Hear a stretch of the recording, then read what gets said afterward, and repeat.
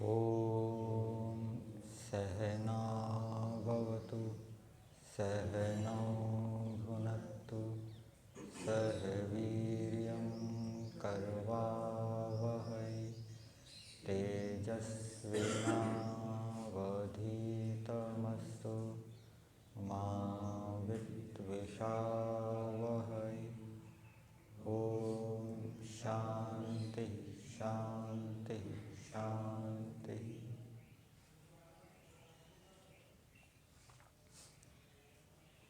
योग के 8 अंगों में एक आसन है, एक प्राणायाम है और नियमों के अंतर्गत जहाँ स्वाध्याय है, स्वाध्याय में जहाँ जप की चर्चा की गई है, मोक्ष शास्त्राणाम अध्ययनम प्रणव आदि पवित्राणाम जप, जप के विषय में, आसन के विषय में और प्राणायाम के विषय में विचार करेंगे।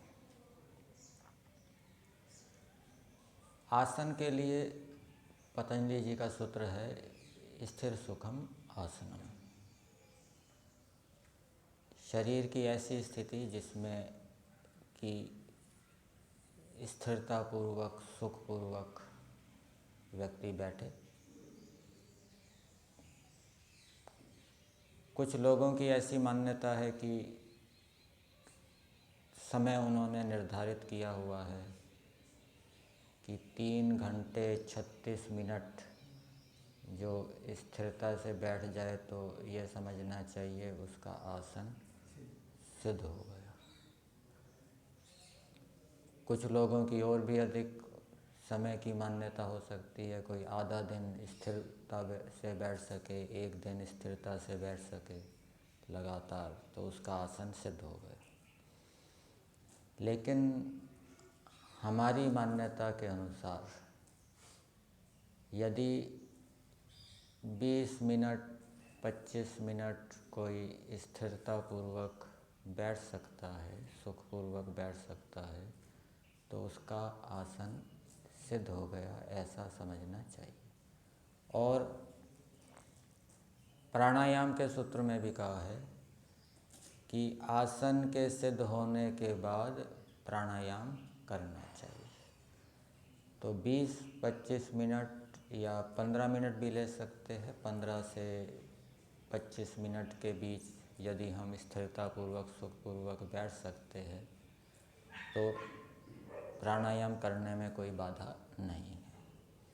और इसका आधार ये समझना चाहिए, ऋषि दयानंद जी ने सत्यार्थ प्रकाश के 7वें समोल्लास में लिखा है कि आत्मा परमात्मा का विवेचन करके परमात्मा में मग्न होकर संयमी होवे। और फिर आगे लिखा है जो 8 पहर में 1 घड़ी भर भी ध्यान करता है वह सर्वदा उन्नति को प्राप्त हो जाता है। और 1 घड़ी का अर्थ समय कितना लिया जाता है? 24 मिनट। तो यदि हम 15 से 25 मिनट स्थिरतापूर्वक बैठ सकते हैं, सुखपूर्वक बैठ सकते हैं, तो प्राणायाम करने में कोई बाधा नहीं है। और फिर बाद में कुछ कष्ट होने लगे तो थोड़ा हिलकर फिर स्थिरतापूर्वक बैठ जाए। आसन सिद्धि का उपाय बताया है सूत्र में, प्रयत्न शैथिल्य अनंत समापत्तिभ्याम। शरीर के प्रयत्नों को शिथिल कर दिया जाए और अनंत में अपने चित्त को समापन्न करें, एकाग्र करें। अनंत का अर्थ ईश्वर किया जाता है। जब हम स्थिर ईश्वर का विचार करेंगे तो उसका प्रभाव हमारे ऊपर पड़ेगा, हमारा शरीर भी क्या है? स्थिर होगा। इसमें उदाहरण दिया जाता है कि जैसे कोई खेल देख रहा है तो खेल देखते देखते जो दर्शक होता है, श्रोता होता है, वो इतना उत्साही हो जाता है कि वो स्थान पर बैठा बैठा ही चेष्टाएं करने लगता है, हाथ ऊपर उठाने लगता है, कूदने लगता है। इसी प्रकार से यदि हम स्थिर ईश्वर का विचार करेंगे, चिंतन करेंगे, तो उसका प्रभाव हमारे शरीर के ऊपर पड़ेगा। तदेजति तन्मेजति। ईश्वर हिलता डुलता नहीं है, ईश्वर कंपायमान नहीं होता है। तो ये विचार, ये चिंतन आसन की स्थिरता में साधन बनेगा। और उसके साथ साथ हमें अपने प्रयत्न को भी शिथिल कर देना चाहिए। आपने देखा होगा ये जो इस्लाम में बच्चे होते हैं वो नमाज पढ़ते हैं, याद कर रहे होते हैं, संभवतः नमाज याद कर रहे होते हैं हिल हिल कर, आगे पीछे हिलते हुए।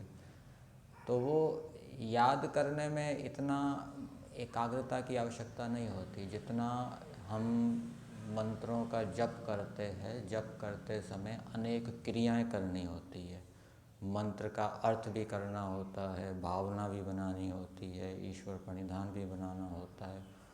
तो ये सारी क्रियाएं करने के लिए बहुत एकाग्रता की आवश्यकता होती है, ठीक है ना। इसलिए आसन यदि हम स्थिरतापूर्वक नहीं बैठेंगे आसन पर, तो किसी भी विषय का अच्छी प्रकार से चिंतन नहीं कर पाएंगे, कुछ ना कुछ क्रियाएं छूट जाएगी। आपने भी अनुभव किया होगा, आपने योग दर्शन के सूत्र याद कर लिए हैं, तो वो योग दर्शन के सूत्रों की आवृत्ति आप चलते फिरते भी कर लेते हैं, ठीक है ना, उसमें बाधा नहीं होती। लेकिन कोई गंभीर विषय पर विचार करना है तो वो चलते फिरते नहीं हो पाएगा, वहाँ एकदम से क्रियाएं क्या रुक जाएगी। इसलिए जो ध्यान है, संध्या कहा जाता है, ईश्वर का अच्छी प्रकार से चिंतन करना, विचार करना, तो ये बिना स्थिरता पूर्वक बैठे नहीं हो सकता। इसलिए प्रयत्न, शैथिल्य और ईश्वर के चिंतन से हम उस स्थिरता को प्राप्त कर सकते हैं। दूसरा योग का अंग है प्राणायाम। प्राणायाम का फल बताया गया है, ततः क्षीयते प्रकाश आवरणम। और व्यास भाष्य के अंदर प्रकाश आवरणम का अर्थ किया है संसार निबंधनम कर्म, संसार में बांधने वाला कर्म। और ऊपर भी एक पंक्ति दी है कि महा मोहमयेन इंद्रजालेन प्रकाशशीलम सत्वम आवृत्य तदेव अकार्य न्युक्ते। और ये जो प्रकाश आवरण का अर्थ किया है कर्म, और कर्म का अर्थ किया जाता है बुरे संस्कार, जो कि संसार निबंधनम है, संसार में बांधने के कारण है। तो प्राणायाम करने से हमारे जो बुरे संस्कार हैं, सकाम कर्मों के संस्कार भी जो संसार में बांधते हैं, वो भी दुर्बल होते हैं, क्षीण होते हैं। सकाम कर्मों में पाप कर्म भी आ जाता है, पुण्य कर्म भी आ जाते हैं। और अविद्या आदि कलेशों के जो संस्कार हैं वो भी क्या है, दुर्बल होते हैं। संस्कारों को, बुरे संस्कारों को दुर्बल करने के उपाय आपको योग दर्शन के अंदर अनेकत्र मिलेंगे। पहले पाद का जो पहला सूत्र है अथ योगानुशासनम, वहाँ पर जो एकाग्र अवस्था है उसके विषय में बताया गया है कि वो कलेशान शिणोति कर्म बंधनानि च शलतयति। तो एकाग्र अवस्था भी हमारे कलेशों के संस्कारों को दुर्बल करती है और सकाम कर्मों के संस्कारों को दुर्बल करती है। जो व्यक्ति किसी भी कार्य को बड़ी एकाग्रता से करते हैं, तन्मयता से करते हैं, वो अपने संस्कारों को एक प्रकार से, बुरे संस्कारों को दुर्बल कर रहे होते हैं। अच्छा कार्य लेना है, बुरा कार्य नहीं। फिर क्रिया योग भी बताया है क्लेशों के संस्कारों को दुर्बल करने के लिए। क्रिया योग में क्या क्या बातें बताई है? हाँ जी, आप हिल डुल रहे हैं, आंखें बंद करके तो बैठे हैं लेकिन हिल डुल रहे हैं, स्थिरता से बैठे। दूसरे आपको देख रहे हैं, ये सो तो नहीं रहे, या तो आंखें खोल लीजिए, ठीक है ना। दूसरों का ध्यान आपकी ओर जाता है क्योंकि आप हिलते डुलते हैं, या तो स्थिरता से बैठे। तो दूसरा साधन बताया है क्लेशों को तनु करने का, क्रिया योग। क्रिया योग के अंदर 3 बातें बताई है, तप, स्वाध्याय और ईश्वर प्रणिधान। तो क्रिया योग से भी हमारे क्लेशों के संस्कार दुर्बल होते हैं। फिर एक उपाय और बताया है, वितर्क बांधने, प्रतिपक्ष भावना। प्रतिपक्ष भावना करने से भी हमारे जो क्लेशों के संस्कार हैं, क्लेश हैं, वो तनु होते हैं, दुर्बल होते हैं। और प्रतिपक्ष भावना में भी 2 विभाग किए गए। एक विभाग तो ये कि हम अपने वितर्कों की, बुरे कार्यों की तुलना निकृष्ट वस्तुओं से करें।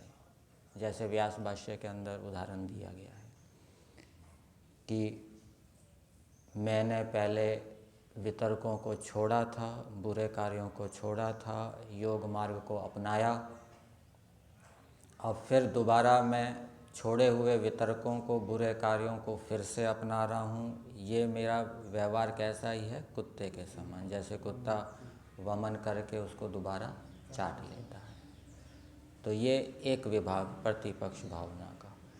और इसमें दूसरा उदाहरण भी ले सकते हैं, जैसे गिद्ध होता है, सूअर होता है, उसकी दृष्टि गंदगी में ही होती है, गंदगी उसको खानी है, गंदगी देखनी है। इसी प्रकार से हम यदि किसी दूसरे व्यक्ति के दोषों को देखते हैं, दुर्गुणों को देखते हैं, तो ये हमारा व्यवहार कैसा है, गिद्ध के समान है या सूअर के समान। तो इस प्रकार से प्रतिपक्ष भावना करना, निम्न उपमा के माध्यम से उन विचारों को रोकना। और दूसरा प्रतिपक्ष भावना का विभाग है दुख अज्ञान अनंत फला इति प्रतिपक्ष भावना, कि ये जो हम वितर्क उठा रहे हैं, गलत कार्य कर रहे हैं, इससे हमें अत्यंत दुख, अत्यंत अज्ञान की प्राप्ति होगी, ठीक है। तो ऐसा करने से भी वो जो हमारे वितर्क हैं वो कमज़ोर पड़ेंगे, क्लेशों के संस्कार दुर्बल होंगे। तो ये कुछ उपाय हमें योग दर्शन व्यास भाष्य के अंतर्गत मिलते हैं कि किस प्रकार से हम सकाम कर्मों के और क्लेशों के संस्कारों को दुर्बल कर सकते हैं। कौन कौन से उपाय बताए? एक तो प्राणायाम से, दूसरा एकाग्रता से किसी कार्य को करने से, अच्छे कार्य को करने से, चाहे स्वाध्याय है, चाहे उपासना है, चाहे और दूसरा कार्य है, और तीसरा क्रिया योग, चौथा प्रतिपक्ष भावना। प्रतिपक्ष भावना में भी 2 विभाग, एक तो अपनी निम्न के साथ तुलना करना, और दूसरा अत्यंत दुख और अत्यंत अज्ञान के ऊपर, उन फलों के ऊपर विचार करना। तो इस प्रकार से हम अपने क्लेशों को तनु कर सकते हैं। प्राणायाम का फल ये बताया गया है, एक फल। तो प्राणायाम के 2 अर्थ हो सकते हैं। प्राणों का आयाम, योग दर्शन के अंदर जो अर्थ किया है प्राणायाम का, वो है गति विच्छेदः, प्राणों को रोक देना। और जो हठ योग के अंदर जिनको प्राणायाम कहा जाता है, वहाँ आयाम का अर्थ मिलेगा आपको ये विस्तार अर्थ में, प्राणों का विस्तार। आयाम शब्द का अर्थ रोकना भी होता है, यम यमु उपरमे, और आयाम शब्द का अर्थ विस्तार भी होता है। तो जो दूसरे हठ योग के अंदर अनुलोम विलोम आदि प्राणायाम हैं वो विस्तार अर्थ में गृहीत होंगे, लेकिन योग दर्शन के अंदर जो प्राणायाम है वो रोकने अर्थ में है। तो उसके बिना हमारा ध्यान आदि करने में सहायता नहीं मिलेगी। प्राणायाम करने से जब हम उसको रोकते हैं और रोकते समय जब बेचैनी होती है, उस बेचैनी को सहन करते हैं, तो ये तप है। और तप के विषय में क्या बताया? विद्या तपोभ्याम भूतात्मा, उससे आत्मा क्या है? पवित्र होता है। और दूसरा, प्राणायाम करने से शरीर की शुद्धि होती है, मस्तिष्क की शुद्धि होती है, अशुद्धि के नाश होने से तमोगुण घटता है, सत्वगुण उभरता है, सत्वगुण का प्रकाश होता है। इससे जो हमने सुना है, पढ़ा है, जो हमारे चित्त मन के अंदर संस्कार के रूप में है, वो फिर उसके विषय में हमें धीरे धीरे बोध होने लगता है। तो इस प्रकार से हमें प्राणायाम की क्रिया को समझना चाहिए। और रोकना ये मुख्य है, ठीक है ना। हम गहरे गहरे श्वास ले रहे हैं लेकिन रोक नहीं रहे, तो वो योग दर्शन वाला प्राणायाम नहीं है। इसलिए ध्यान के समय हमें रोकना चाहिए उसको। आसन, प्राणायाम और तीसरी चीज़ जप के विषय में बताएंगे। जब हम जप करते हैं, गायत्री मंत्र के उदाहरण से आपको मैं समझाता हूँ। जैसे हमें गायत्री मंत्र का जप करना है, तो जप से हम अधिक से अधिक लाभान्वित कैसे हो सकें? तो गायत्री मंत्र में एक एक पद के अनेक अर्थ हैं। जैसे भू है, भू के स्वयं भू, प्राणों से भी प्रिय, प्राणों का आधार। भुवा, भुवा का अर्थ है जिसमें दुख का लेश मात्र भी नहीं, जो सब दुखों से छुड़ाने वाला है। और भी कोई अर्थ है भुवा का? स्वः, सुख स्वरूप, सब सुखों को देने वाला। और एक अर्थ और है, जो नानाविध जगत में व्याप्त होकर धारण कर रहा है। तो जब हम गायत्री मंत्र बोलेंगे तो उसका एक एक शब्द का एक एक अर्थ लेते रहें। एक पहली बार आपने गायत्री मंत्र बोला तो भू का एक अर्थ किया, स्वयं भू। दूसरी बार गायत्री मंत्र बोला तो भू का अर्थ क्या किया? प्राणों का प्रिय, प्राणों से प्रिय। तीसरी बार गायत्री मंत्र बोला तो भू का अर्थ क्या किया? सबके जीवन का आधार। क्योंकि एक साथ तीनों अर्थ नहीं आ पाएंगे, और यदि लाने का प्रयास करेंगे तो भावना नहीं बन पाएगी अच्छी प्रकार से। तो इस प्रकार से हमें भूर, भुवा, स्वाहा, इनका एक एक अर्थ लेते हुए फिर अगली बार दूसरा अर्थ लेते हुए हम गायत्री मंत्र का जप करें। इससे भावना भी अच्छी बनेगी और ईश्वर के अनेक जो नाम हैं, अर्थ हैं नामों के, उससे हम लाभान्वित होंगे। दूसरा, भर्गो देवस्य धीमहि। भर्गो देवस्य धीमहि का अर्थ किया है हम ईश्वर के कलेशों को भस्म करने वाले शुद्ध स्वरूप को धारण करें। शुद्ध स्वरूप का अर्थ किया है सत्यार्थ प्रकाश में दिव्य गुण कर्म स्वभावों को धारण करें। तो जब हम गायत्री मंत्र का जप कर रहे हैं, पहली बार हमने बोला भर्गो देवस्य धीमहि, तो भर्गा का क्या अर्थ करेंगे? आप वैर विरोध से रहित हैं, ये आपका शुद्ध स्वरूप है, ये निर्गुण स्तुति कर रहे हैं, ठीक है ना। आप वैर विरोध से रहित हैं, हम आपके इस स्वरूप को धारण करें। धियो यो न प्रचोदयात्, अर्थात हमसे भी वो वैर विरोध छूट जाए। फिर दोबारा दूसरी बार बोलेंगे भर्गो देवस्य धीमहि, आप ब्रह्मचारी हैं, आप संसार के विषयों में आसक्त नहीं होते, हम आपके इस शुद्ध स्वरूप को धारण करें। आप आसक्ति से रहित हैं, अनासक्त हैं, ये भी निर्गुण उपासना है। आप हमें ऐसी बुद्धि दीजिए जिससे कि हम इस शुद्ध स्वरूप को धारण कर सकें।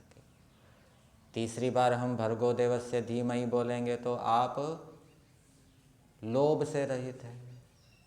अगली बार बोलेंगे तो आप आलस्य से रहित हैं, प्रमाद से रहित हैं, हमें भी ऐसी बुद्धि दीजिए जिससे कि हम इस आपके शुद्ध स्वरूप को धारण कर सकें। ये निर्गुण स्तुति।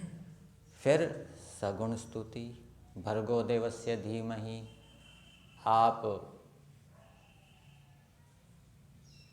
निष्काम कर्म करते हैं, आपका अपना कोई स्वार्थ नहीं है, आपने ये सारा संसार जीवों के हित के लिए बनाया है, कल्याण के लिए बनाया है। आप दिन रात जीवों के लिए लगे रहते हैं बिना अपने स्वार्थ के।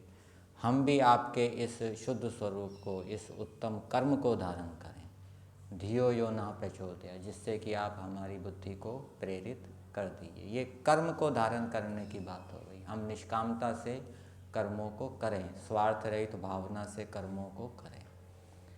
फिर भर्गो देवस्य धीमहि, आप बड़े पुरुषार्थी हैं। एक समय में अनेक ज्ञान करते हैं, एक समय में अनेक क्रियाएं करते हैं, थकते नहीं हैं, दिन रात कार्य करते रहते हैं। हम आपके इस शुद्ध स्वरूप को धारण करें, हम भी पुरुषार्थी बने, ऐसी बुद्धि आप हमें दीजिए। धियो यो नः प्रचोदयात्। तो इस प्रकार जब हम प्रत्येक गायत्री मंत्र की आवृत्ति में अलग अलग गुण लेंगे, अलग अलग कर्म लेंगे, तो उससे हमारी ईश्वर में प्रीति बढ़ेगी। और उन गुणों को धारण करते समय, उन कर्मों को धारण करते समय हमारे मन में ये विचार रहेगा कि ये गुण कर्म ईश्वर में भी है। मैं ईश्वर जैसे गुणों को धारण कर रहा हूँ, मैं ईश्वर जैसे कर्मों को कर रहा हूँ, जैसे ईश्वर कर्म कर रहा है वैसे मैं कर रहा हूँ। तो जब ये भावना दृढ़ हो जाएगी तो फिर उससे निष्कामता भी उत्पन्न होगी। फिर हम निष्काम कर्मों को करने लगेंगे।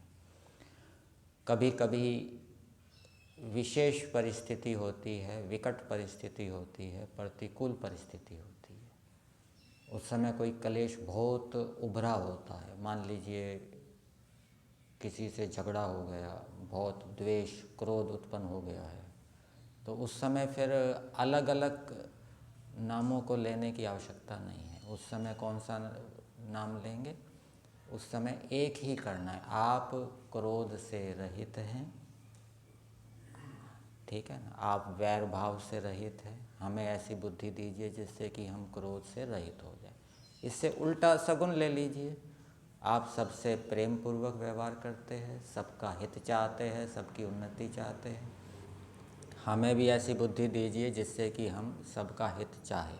चाहे सामने वाला व्यक्ति कितना ही हमारा अपकार करे, हानि करे, हमारे मन में उसके प्रति हित की भावना बनी रहे, उन्नति की भावना बनी रहे। ईश्वर में भी यही स्वभाव है। ईश्वर ने ये सारा संसार बनाया जीवों के लिए, लेकिन सारे जीव ईश्वर के अनुकूल कहाँ चलते हैं? नहीं चलते। ईश्वर का अपमान भी करते हैं, विरोध भी करते हैं, लेकिन फिर भी ईश्वर सबका हित चाहता है, सर्वदा हित चाहता है, सदा सबकी उन्नति चाहता है। हमारे अंदर भी ये स्वभाव बन जाए। तो उस विशेष परिस्थिति में जब कोई क्लेश विशेष रूप से उभरा हुआ है तो उससे संबंधित हमें जप करना चाहिए, भर्गा का अर्थ करना चाहिए, और उसको बार बार दोहराने से वो लाभ होगा। तो इस प्रकार से हमें जप करना चाहिए। तो ये 3 बातें योग से संबंधित बताई गई। पहला आसन, हम स्थिरता से सुखपूर्वक बैठकर ध्यान करने का अभ्यास बनाएं जहाँ तक हो सके। दूसरा प्राणायाम, गति, प्राणों की गति को रोकना ये मुख्य है। ध्यान के काल में रोकना चाहिए, कुछ ना कुछ रोकना चाहिए। और प्राणायाम करते समय कुछ बातों को ध्यान में भी रखना चाहिए। उस समय बहुत भूख प्यास ना लग रही हो, बहुत थकावट ना हो, ठीक है ना। तो ऐसी स्थिति में प्राणायाम करेंगे तो हानि नहीं करेगा। और पेट हमारा खाली हो, ठीक है ना, पेट के अंदर भोजन ना हो, भरा हुआ भोजन ना हो। भोजन के लगभग जब 4-5 घंटे के बाद जब उधर से भोजन निकल जाता है उस समय प्राणायाम करना चाहिए। और जप, गायत्री का जप विशेष रूप से करना चाहिए। जो विद्या पढ़ रहे हैं, अच्छे अच्छे गुण कर्म स्वभावों को धारण कर रहे हैं। ऋषि दयानंद जी ने सत्यार्थ प्रकाश में गायत्री मंत्र की विशेष व्याख्या की है। और ऋषि दयानंद जी की ये शैली है कि जो विषय महत्वपूर्ण होता है उसको अधिक लिखते हैं। संस्कार विधि में भी गायत्री मंत्र का अच्छी लंबी व्याख्या की है। और स्वाहा जब गायत्री मंत्र जब हम अधिक यज्ञ करना चाहें तो वहाँ पर भी गायत्री मंत्र से यज्ञ करने की आहुति दी है। और संध्या के अंदर भी गायत्री मंत्र का विधान किया है, यज्ञ के अंदर भी गायत्री मंत्र का विधान किया है। तो इस दृष्टि से हमें गायत्री मंत्र के महत्व को समझते हुए उसका जप करना चाहिए। सत्यार्थ प्रकाश के तीसरे समोल्लास में यह भी लिखा है, मनुस्मृति का श्लोक वहाँ पर प्रमाण के रूप में दिया है कि संध्या उपासना करके फिर जब तक सूर्य का उदय ना हो तब तक सावित्री अर्थात गायत्री का जप करता हुआ बैठा रहे। तो गायत्री मंत्र के महत्व को समझते हुए ऋषि प्रमाणों के आधार पर उसका हमें जप करना चाहिए। यही था।